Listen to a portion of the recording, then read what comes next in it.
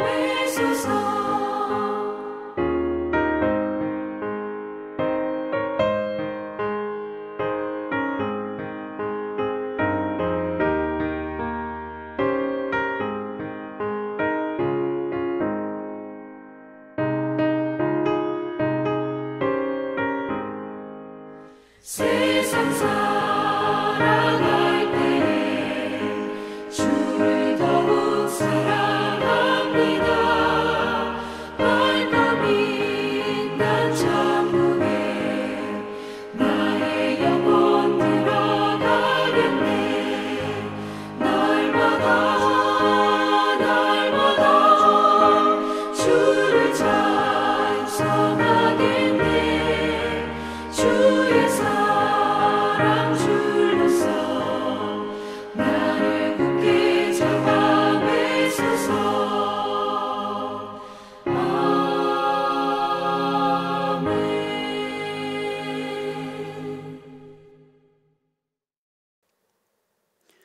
오늘 우리에게 주신 하나님의 말씀은 호세아 11장 1절부터 12절 말씀입니다. 호세아 11장. 이스라엘이 어렸을 때에 내가 사랑하여 내 아들을 애굽에서 불러냈거늘 선지자들이 그들을 부를수록 그들은 점점 멀리하고 바알들에게 제사하며 아로새긴 우상 앞에서 분향하였느니라. 그러나 내가 에브라임에게 걸음을 가르치고 내 팔로 안았음에도 내가 그들을 고치는 줄을 그들은 알지 못하였도다. 내가 사람의 줄, 곧 사랑의 줄로 그들을 이끌었고 그들에게 대하여 그 목에서 멍에를 벗기는 자같이 되었으며 그들 앞에 먹을 것을 두었노라. 그들은 애굽 땅으로 되돌아가지 못하겠거늘 내게 돌아오기를 싫어하니 아수르 사람이 그 임금이 될 것이라. 칼이 그들의 성읍들을 치며 빗장을 깨뜨려 없이 하리니 이는 그들의 계책으로 말미암음이니라. 내 백성이 끝끝내 내게서 물러가나니 비록 그들을 불러 위에 계신 이에게로 돌아오라 할지라도 일어나는 자가 하나도 없도다. 에브라임이여, 내가 어찌 너를 놓겠느냐? 이스라엘이여, 내가 어찌 너를 버리겠느냐? 내가 어찌 너를 아드마같이 놓겠느냐? 어찌 너를 스보임같이 두겠느냐? 내 마음이 내 속에서 돌이키어 나의 긍휼이 온전히 불붙듯하도다. 내가 나의 맹렬한 진노를 나타내지 아니하며 내가 다시는 에브라임을 멸하지 아니하리니 이는 내가 하나님이요 사람이 아님이라. 내 가운데 있는 거룩한 이니 진노함으로 내게 임하지 아니하리라. 그들은 사자처럼 소리를 내시는 여호와를 따를 것이라. 여호와께서 소리를 내시면 자손들이 서쪽에서부터 떨며오되 그들은 애굽에서부터 새같이 아수르에서부터 비둘기같이 떨며오리니 내가 그들을 그들의 집에 머물게 하리라. 나 여호와의 말이니라. 에브라임은 거짓으로 이스라엘 족속은 속임수로 나를 애워쌌고 유다는 하나님 곧 신실하시고 거룩하신 자에게 대하여 정함이 없도다. 호세아의 메시지는 먼저는 부부 관계를 가지고 하나님과 이스라엘 백성들에 관해서 설명하고 있습니다. 호세아 선지자와 고멜이라는 음란한 여인의 이 관계를 통해서 자꾸 품으면 품을수록 하나님의 품을 떠나가는 이스라엘 백성들과 하나님과의 관계, 그리고 하나님의 마음, 이스라엘 백성들의 실상을 보여주고 있는 거죠. 우리는 이런 것들을 통해서 비유라고 이야기를 합니다. 성경은 수많은 비유들로 이야기하고 있죠. 왜냐하면 영이신 하나님, 우주 모든 만물의 창조자이시고 주권자이신 그 하나님, 보여질 수도 만져지지도 느껴지지도 않는 그 하나님을 우리가 깨달아 알고 그분의 뜻과 우리를 향한 그분의 계획을 알기 위해서는 우리가 익숙한 것들로 비유하지 않고서는 사실 감히 알 수 없기 때문이죠. 그렇게 성경에는요, 신인 동형론적인 표현들이 상당히 많이 나옵니다. 신인 동형론이라는 것은 마치 육체가 없으신 영이신 하나님을 이런 육체를 가지고 있는 우리와 똑같은 인간처럼 묘사하고 있는 거죠. 성경에는 그런 표현이 상당히 많습니다. 꼭 비유를 떠나서도요, 하나님께서 우리를 위해서 우리와 함께 아파하신다, 우리와 함께 동행하신다, 우리의 손을 붙잡아 주신다, 이런 이야기들을 읽지 않습니까? 사실 하나님은 완전 무결하신 분이시고 부족함이 없으신 하나님이시기에 고통에 대한 하나님의 감각적 고통은 알 수 없는 분이시죠. 하나님은 무고통입니다. 그런 하나님이 우리와 함께 아파하신다라고 이야기하실 때 우리 예수 그리스도를 통하지 않고서는 하나님에 대해서 사실상 이해하기 어렵고 하나님의 그 마음이 무엇인지 제대로 알 수 없죠. 하나님이 우리를 위해서 눈물을 흘리신다, 또한 우리의 아픔에 함께 동참하시고 우리와 동행하시고 내가 그곳에 있을 때 하나님께서 이곳에 오신다라는 모든 그런 표현들이 전부 신인 동형론적인 표현인데, 이런 신인 동형론적인 표현을 사용할 수밖에 없는 이유는 그런 표현이 아니고서는 우리는 하나님을 잘 이해할 수 없기 때문이죠. 아니, 추측으로도 감히 하나님을 생각하기 어렵기 때문입니다. 이스라엘 백성들, 하나님께서 부르시고 택하셔서 또한 안으시고 그들에게 한없는 사랑을 주셔도 떠나가는 이스라엘 백성들을 향한 하나님의 마음을 어떻게 해야지 이스라엘 백성들이 잘 알 수 있을까? 이런 상황 속에서 하나님께서 택하신 비유는 바로 부부 관계였습니다. 분명한 사랑과 언약의 관계 안에서 분명히 언약이 성취되었고, 이 맺어진 언약 안에서 관계가 형성되었음에도 불구하고 하나님을 계속적으로 떠나가는 이스라엘 백성들을 향한 이 배신을 하나님께서는 부부관계로 말씀하고 있다는 거죠. 그런데 오늘 하나님께서는 부부관계만큼이나 또 다른 관계로 설명을 하고 있는데요, 바로 그것은 부모와 자식 간의 관계를 통해서 말씀하고 있다는 것입니다. 여러분들이 경험해 본 최고의 사랑이 무엇인가요? 바로 부모님의 사랑일 거예요. 물론 이조차도 모두에게 적용된다라고 볼 수는 없습니다. 한없는 사랑으로 또한 내가 이해하고 받아들일 수 있는 사랑으로 다가오시고 나를 양육하시는 부모님들도 계시지만, 내가 정말 거절하고 싶은 방법의 사랑으로 나를 양육하시고 훈육하시는 그런 부모님도 계실 거고, 또한 부모님이 계시긴 하지만 자녀와 부모의 관계가 참 고통스러운 관계인 가정도 있지 않습니까?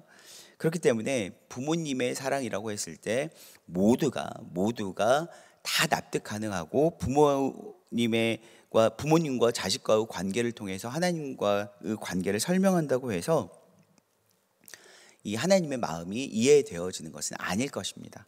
그럼에도 불구하고 부부관계랄지 부모와 자식 간의 관계의 보편적인 정서와 상황을 통해서 하나님께서는 자신을 그렇게 드러내고 계신다라는 거죠.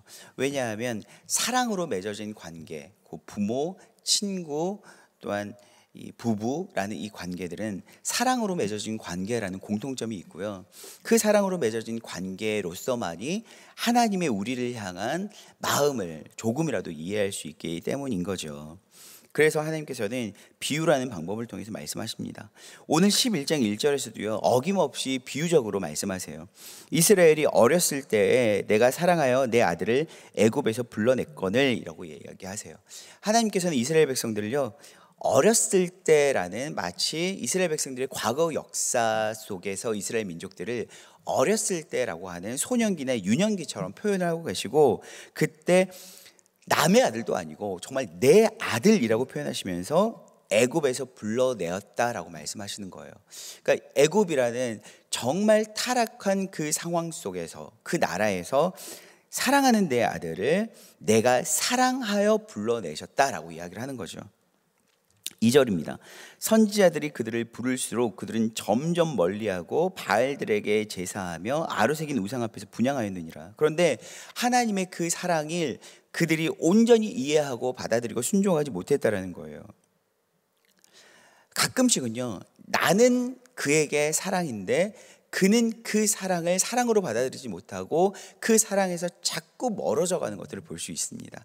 특별히 자녀들이 사춘기가 되면 부모의 사랑과 자녀의 관계가 더할 나위 없이 혼란스럽고 가슴 아픈 관계의 시기를 지날 때가 있죠. 부모는 분명히 그 자녀를 너무너무 사랑하지만 자녀는 그 부모의 사랑을 이해하지 못하고 자꾸 벗어나려고 하고 있고요, 속박하려고 있어요. 그런데 여러분, 여기서 잠깐이요, 우리가 분명히 이스라엘 백성들을 향한 하나님의 마음은 자녀를 향한 사랑이라고 이야기하고 있고, 성경에서 11장 1절에서도 그가 어렸을 때라고 이야기하고 있고 내 아들이라고 이야기하고 있습니다. 하나님과 이스라엘 백성들의 이 관계를 부모와 자식 간의 관계로 비유해서 말씀을 드렸어요. 그런데 이 비유를 여러분, 우리는 내 경험을 중심으로 이 비유를 받아들여서는 결코 안 된다라는 거죠. 제가 말씀드렸다시피 보편적인 부모와 자식 간의 정서, 보편적인 부부와 부부의 정서, 보편적인 친구와 친구의 정서를 가지고 비유를 하는 거지, 특수한 경우, 나만이 처해 있는 상황들을 대입하면 도무지 하나님의 마음은 납득되지도 이해되어지지도 않고 받아들이고 싶지도 않다라는 거예요. 어떤 분들은 하나님을 아버지라고 부르는 것조차도 아버지에 대한 상처와 아픔이 있는 친구들은요, 기도할 때 하나님 아버지라고 부를 때 그 하나님에 대한 부정적인 정서로 확 휩싸여 버리는 분들이 계시더라고요. 뿐만 아니라 이 부모의 사랑이라고 이야기할 때 나는 부모님의 사랑을 전혀 경험해 보지 못했어. 그래서 성경에서 부모님의 사랑이라고 이야기를 하면 나는 그 하나님의 사랑이 무엇인지 도무지 모르겠어 라고 말하는 청년들도 상당히 많이 보았어요. 더군다나 시대가 흘러가면서 이제 핵가족화 되어가고 세상은 분주해지다 보니까 부모님들이 어머니나 아버지나 맞벌이 하시는 부분들이 되게 많으세요. 그러다 보니까 자녀들이 방치 아닌 방치가 돼버리고 자꾸 학원이나 다른 돌봄을 받게 되면서 부모의 사랑에 대해서 제대로 받아들이지 못하는 청년들이 점점 아이들이 많아지고 있다는 거죠. 그런 아이들에게 부모의 사랑이라고 이야기하면 사실상 그들이 어렸을 때 유년기에 잘 기억도 나지 않을 때에 부모님은 그들을 사랑해서 에버랜드도 데리고 가고 롯데월드도 데려갔는데 아이들에게는 전혀 그런 기억이 남아있지 않을 때가 있죠. 물론 정서적으로는 전달되었겠지만. 그 이후에 부모님과의 관계가 소원해지면 그 부모님과의 관계로 인한 소원해진 상황이 자신에게 더 깊이 와닿게 되면서 이 부모님의 사랑이 도무지 성경에서 말하는 하나님의 사랑과 연결이 되지 않을 때가 너무너무나 많이 있다라는 거죠. 여러분, 우리는요, 개인의 상황과 하나님께서 말씀하시는 의도와 목적을 개인의 상황으로부터 이해하기 위해서 출발해서는 안 된다라는 것입니다. 그렇더라면 이스라엘 백성들의 이 호세아와 고멜의 비유를 통해서 말씀하시는 하나님의 사랑은 결코 이해할 수도 없죠. 뿐만 아니라 이스라엘을 자녀로 말씀하시면서 이 자녀를 끝없이 사랑하시는 하나님의 사랑도 결코 이해할 수 없다라는 거예요. 뿐만 아니라 3절은 이렇게 이야기하고 있어요. 더 애절하게 지금 말씀이 전개가 되고 있는데, 그러나 내가 에브라임에게 걸음을 가르치고 내 팔로 안았음에도 내가 그들을 고치는 줄을 그들은 알지 못하였도다. 하나님께서 하나님을 자꾸 하나님의 품을 벗어나 다름질하고 있는 이스라엘 백성들이 여러분 영적으로는 병든 상태죠. 물론 이스라엘 백성들의 입장에서는 자신들이 원하는 것을 성취하기 위해서 최선을 다해서 나아가는 것이지만, 하나님의 입장에서는 이들이 병들어서 다름질하고 있는 거예요. 불순종하고 있는 거예요. 죄를 향해서 분투하고 있는 것이죠. 그때 하나님께서 이들을 고치시기 위해서, 영적으로 병들어 있기 때문에 고치시기 위해서 이들을 꽉 안았음에도 그들은 고치는 줄을 알지 못하였다라고 이야기하는 거예요. 어렸을 때 치과를 가거나 병원을 가면 주사를 맞고 의사 선생님이 진찰하는 모든 과정이 오히려 자신을 힘들게 하는 과정인 것처럼 생각이 들 때가 있어요. 강아지를 키우거든요. 강아지를 키우면 산책하는 건 너무너무나 좋아하는데 병원 가까이 가면은 아이가 싫어해요. 분명히 자신을 치료해 주려고 하는 것이긴 하지만 이 병원 가까이 가면 강아지들은요, 아주 싫어하고 병원에 대한 기억이 그들에게는 고통을 주는 곳이라는 기억이 쌓여져 있는 거죠. 그런데 마치 그와 같은 거예요. 하나님께서는 이스라엘 백성들이 영적으로 완전히 병들어 있기 때문에 이들을 안아서 고치려고 하지만 이들은 하나님의 사랑을 사랑으로 받아들이지 않는 것이라는 것입니다.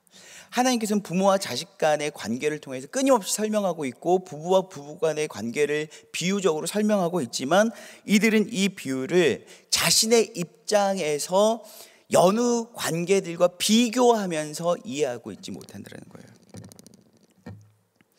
4절입니다. 내가 사람의 줄 곧 사랑의 줄로 그들을 이끌었고 그들에 대하여 그 목에서 멍에를 벗기는 자같이 되었으며 그들 앞에 먹을 것을 두었노라. 그들은 애굽 땅으로 되돌아가지 못하겠거늘 내게 돌아오기를 싫어하니 아수르 사람이 그 임금이 될 것이라.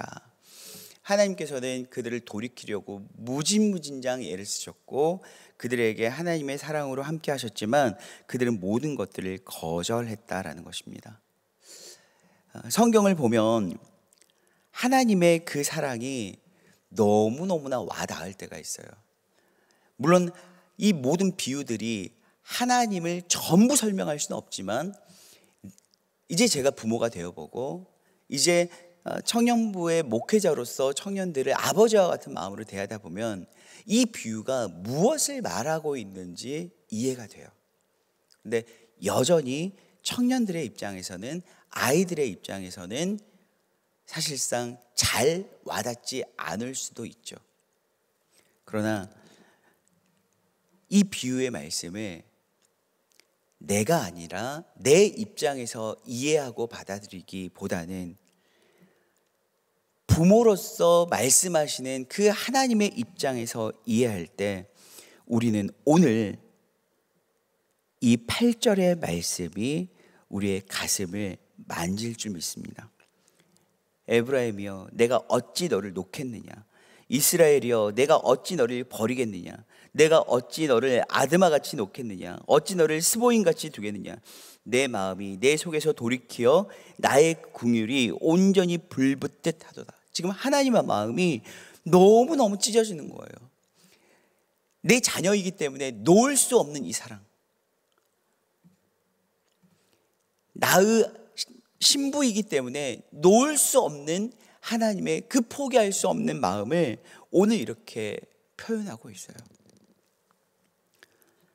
여러분, 물론 아버지의 입장, 부모의 입장, 신랑의 입장에서의 이 비유를 통한 말씀조차도 저는 온전히 우리가 이해했다고 말할 수는 없을 것 같습니다. 하나님께서 우리가 이해할 수 있는 언어로 말씀하신 것이 이 정도이기 때문에 하나님의 그 마음은 더 애끓고 애절하고 정말 단장지혜의 아픔이라고 이야기하잖아요. 창자가 끊어지는 아픔이라고 이야기를 하잖아요. 그 아픔으로 오늘 말씀하고 있는 거죠. 오늘 부모의 입장에서 이스라엘 백성들을 향해서 말씀하십니다. 하나님은 비유를 통해서 말씀하고 계세요. 우리는 이 비유를 통해서 다른 이들과 비교하거나 자신의 입장과 하나님의 입장을 비교하기보다 우리는 하나님께서 이 비유를 통해서 말씀하시는 의도와 목적이 무엇인지 하나님의 내 마음을 얹어볼 필요가 있습니다. 하나님께서 그동안 우리의 심령 가운데로 오셨어요. 그렇다면 이제는 성령의 시대를 살아가고 있는 우리이니만큼 그 성령의 도움을 힘입어 우리가 하나님의 마음과 하나님의 심령으로 우리가 깊숙이 들어가는 시간 되길 소망합니다. 함께 기도하시겠습니다. 사랑하는 하나님, 호세아서를 통해 부부의 사랑을 넘어 이제 부모 자녀의 관계를 통해 우리를 끝까지 사랑하시는 하나님을 대면하게 하시니 참으로 감사합니다. 우리는 너무나도 연약하고 아둔하여서 부모의 사랑으로 다가오시는 그 하나님의 한없는 사랑을 이해하지도 못하고 받아들이지 못하고 최선을 다해서 불순종함으로 또한 분투하고 있습니다. 주님, 다시 한번 우리를 붙들어 주시고 성령으로 우리를 인도하셔서 이제는 우리에게 다가오신 하나님께 우리가 나아가 하나님의 심령, 하나님의 깊은 임재 가운데로 들어갈 수 있는 우리가 될 수 있도록 도와주시옵소서. 그리하여 자녀를 돌이키시려는 그 하나님의 마음을 이해하고 깨달아 알게 하시고 우리를 향한 하나님의 한없으신 그 조건 없는 사랑을 깨달아 알게 하셔서 그 사랑을 누릴 뿐만 아니라 이제는 우리도 하나님께 그 사랑을 돌려드릴 수 있도록 도와주시옵소서. 감사드리며 예수 그리스도의 이름으로 기도합니다. 아멘. 오늘 시간 우리가 함께 기도하실 때 임동 개발에 따른 우리 서림교회와 또한 수완성전과 또한 사랑하는 위임 목사님과 또한 명절의 마지막 날을 보내고 있을 우리 성도들을 위해서 함께 기도하시겠습니다.